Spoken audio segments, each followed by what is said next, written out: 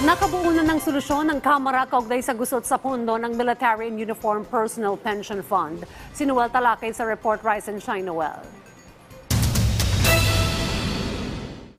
Iniulat ni House Ways and Means Committee Chair Joey Salceda na nabuo na nila ang mekanismo bilang solusyon sa gusot ng Military and Uniform Personnel Pension Fund. Kasundo ang mga kinatawan ng binuong ad hoc committee on pension system na tinawag nilang win-win solution. Paliwanag ni Salceda, bilang ekonomista kasi mas malaking kikitain kung malaki ang kapital. Kung pag-iwalayin mo, wala kang economies of scale.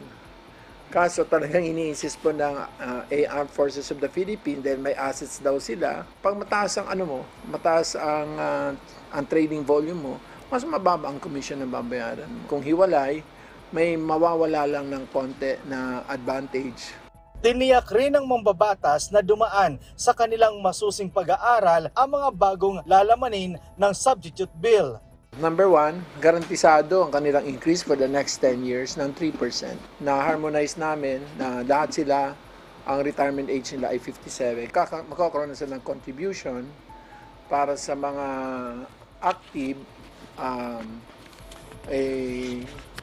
magkakaroon sila ng staggered 579 at ang government naman magsisimula hanggang 12, so 21%.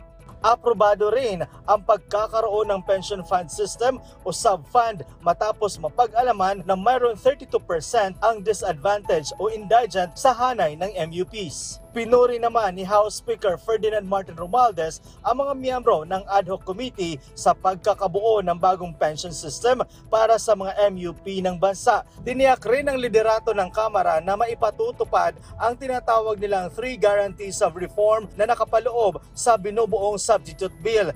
Kabilang dito ang taon-taong salary increase sa hanay ng MUPs, pension indexation at tiyak na pagkukunan ng pondo para sa nasabing panukala. Noel Talakay para sa Morning Show ng Bayan, Rise and Shine, Pilipinas.